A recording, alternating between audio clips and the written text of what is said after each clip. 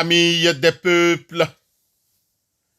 Nous sommes aujourd'hui 1er juillet 2021.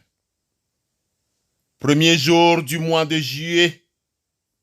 Proclamons l'Éternel des armées sur ce mois et les jours à venir. Voici, oh, qu'il est agréable, qu'il est doux pour des frères de demeurer ensemble. C'est comme l'huile précieuse qui, répandue sur la tête, descend sur la barbe d'Aaron, qui descend sur les bords de ses vêtements. C'est comme la rosée de l'Hermon, qui descend sur les montagnes de Sion, car c'est là que l'Éternel envoie la bénédiction, la vie pour l'éternité. Amen.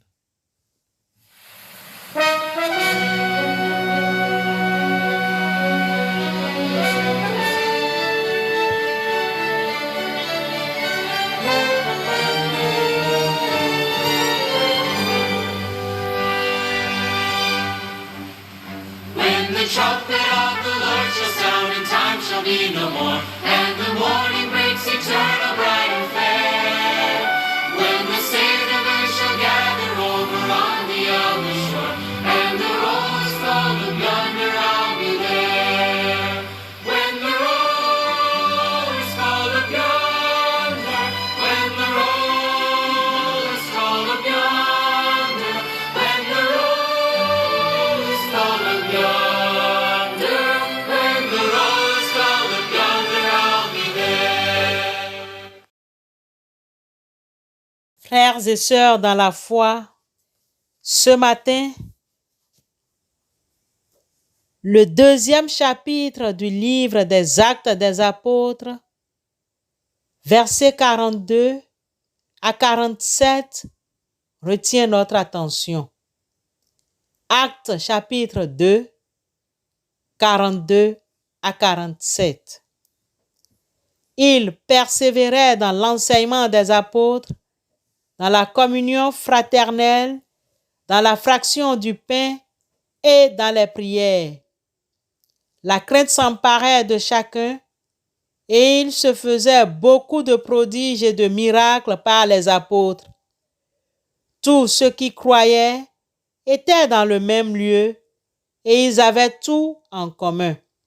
Ils vendaient leurs propriétés et leurs biens et ils en partageaient le produit entre tous, selon les besoins de chacun. Ils étaient chaque jour tous ensemble assidus au temple.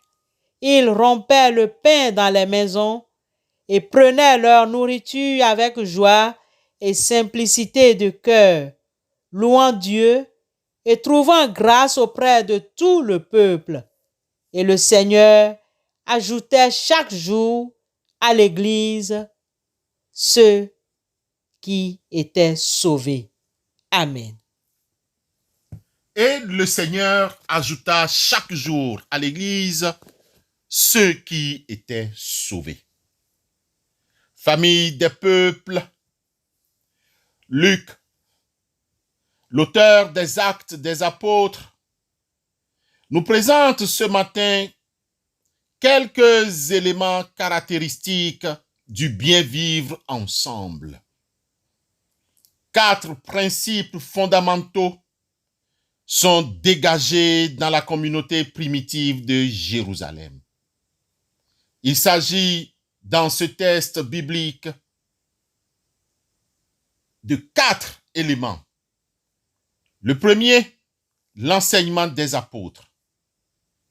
Deuxième, la communion fraternelle. Troisième, la fraction du pain. Et enfin, quatrième, les prières. Il faut nécessairement ces 4 principes pour vivre la communion fraternelle. Nous aussi, pourrions-nous vivre cette communion fraternelle dans nos familles, communautés et ou églises? Si oui, comment? Nous allons essayer alors de passer au peigne fin les 4 principes nécessaires. Peuple de Dieu au bout des ondes, dans les Actes des Apôtres au chapitre 2, les versets 42 à 47, la première caractéristique mentionnée par Luc est l'enseignement des apôtres. Le mot enseignement, qui est traduit par didaké, a-t-il ici le sens technique qu'il aurait plus tard, à savoir l'instruction des baptisés, la prédication des apôtres à l'extérieur comme à l'intérieur de la communauté? Une église qui n'enseigne pas laisse la porte ouverte à toutes les mauvaises doctrines. L'enseignement, un point essentiel. La foi de la communauté naît, grandit et s'approfondit en référence à l'enseignement de ceux qui ont été les témoins directs de la vie et de l'enseignement du Seigneur. Il y a au deuxième point la communion fraternelle. Ce concept est traduit par le mot grec koinonia, qui désigne la solidarité matérielle, la communion spirituelle des croyants avec Dieu ou des fidèles entre eux. Vivez-vous cette communion fraternelle dans votre communauté, dans votre église? Le problème de ton frère ou de ta sœur te concerne-t-il? Bien-aimé, il y a ensuite la fraction du pain. Le terme technique que Luc utilise à propos des chrétiens qui renouvellent le geste de Jésus est rompant le pain lors de la dernière scène. Le 3e évangile avait déjà utilisé cette expression lorsque les disciples d'Emmaüs avaient reconnu Jésus à la fraction du pain. Lisez à tête reposée Luc 24, le verset 35 et suivant. Que dirons-nous donc des prières? Elles constituent une manière caractéristique de l'Église et de l'Église de Jérusalem. Et ça, une dernière caractéristique qui marque l'Église. Il faut remarquer que cette caractéristique est mentionnée au pluriel. Il s'agit ainsi des diverses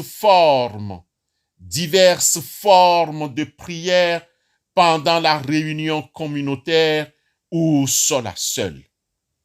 Luc dit qu'ils priaient également dans leur maison à l'occasion de repas en commun et la louange semble dominer. Pour perpétuer toutes ces façons de vivre, il faut que les croyants soient unis. Ainsi, les versets 44 et 45 nous disent qu'ils étaient tous unis. Les versets qui suivent reprennent certains aspects de la vie communautaire ou évoquent les sentiments de ceux et celles qui voyaient vivre la communauté de Jérusalem. On y apprend que la prédication des apôtres s'accompagne des prodiges et des signes.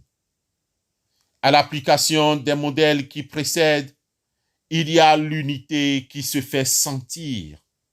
Tous ceux qui croyaient étaient dans le même lieu et ils avaient tout en commun.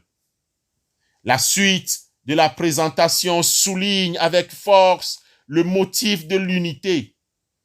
Ainsi est né l'accroissement de l'Église. Le Seigneur en ajoutait. Remarquons que l'unité des croyants n'est pas seulement spirituelle. Ils mettaient tout en commun. Ils vendaient leurs propriétés, leurs biens pour en partager le prix entre tous selon le besoin de chacun. Les versets 44 et 45. C'est un fait que Luc tient fortement à souligner.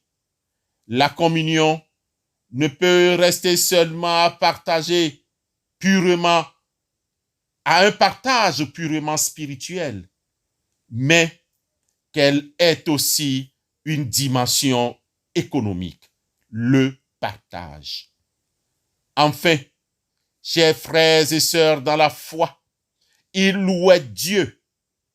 Dans cette église primitive, il existe l'unanimité, l'allégresse et la louange. Ce sont des signes du bien-être ensemble. Ce n'était pas une fausse piété. Cette façon de vivre la communion fraternelle a un impact positif de la part des chrétiens sur ceux et celles qui les voyaient vivre. Luc a bien soin de rappeler dans un dernier verset, c'est-à-dire le verset 47, que la force d'attraction de la communauté de Jérusalem était due surtout à l'action du Seigneur lui-même qui adjoignait chaque jour à la communauté ceux qui trouvaient le salut. Seul le Seigneur est le maître de la mission, mais nous, croyants, devons vivre en communion fraternelle avec les sœurs et les frères. Que le Seigneur nous aide. Amen.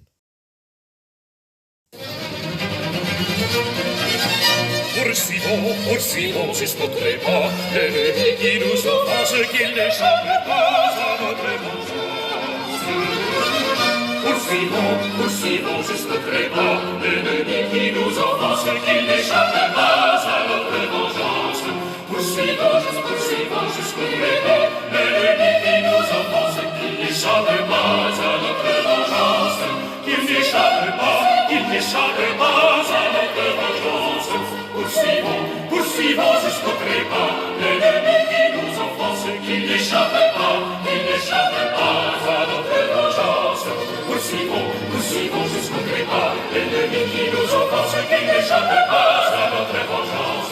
Poursuivons jusqu'au trépas, l'ennemi qui nous offense, qu'il n'échappe pas à notre vengeance. Qu'il n'échappe pas à notre vengeance. Poursuivons jusqu'au trépas, l'ennemi qui nous offense, qu'il n'échappe pas.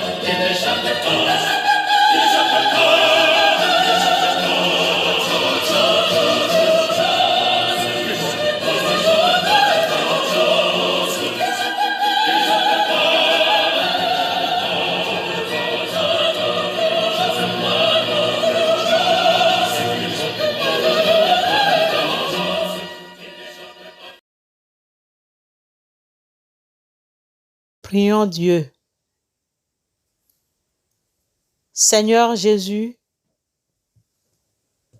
toi qui, à la veille de ta mort, as prié pour que tous tes disciples soient parfaitement unis, comme toi en ton Père et ton Père en toi, vous êtes un.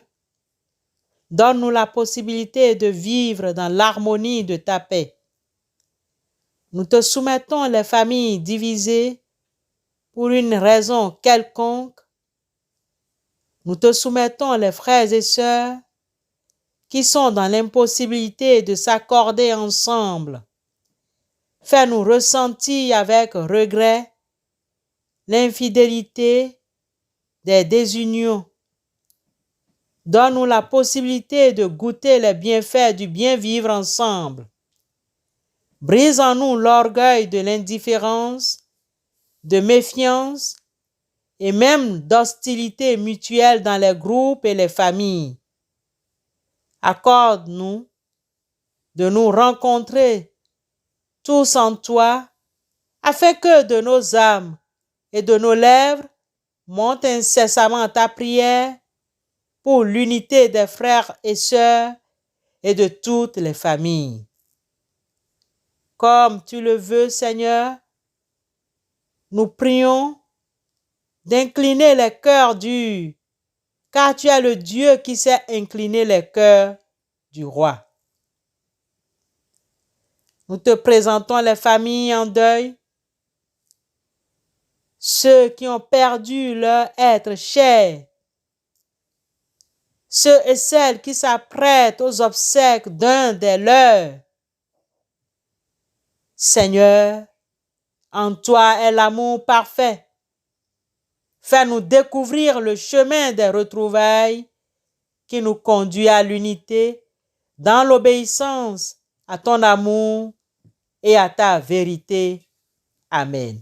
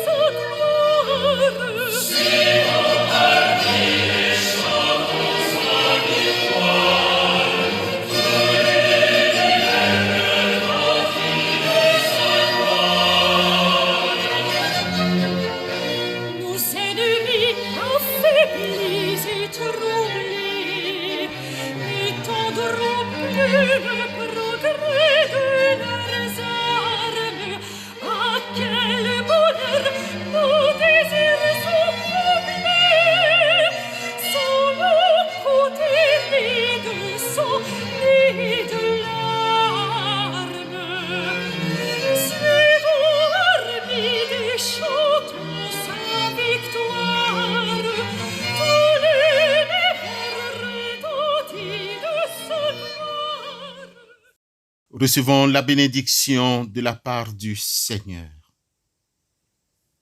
Dieu vous bénit et vous garde, qu'il vous accorde sa grâce, qu'il tourne sa face vers vous et vous donne la paix.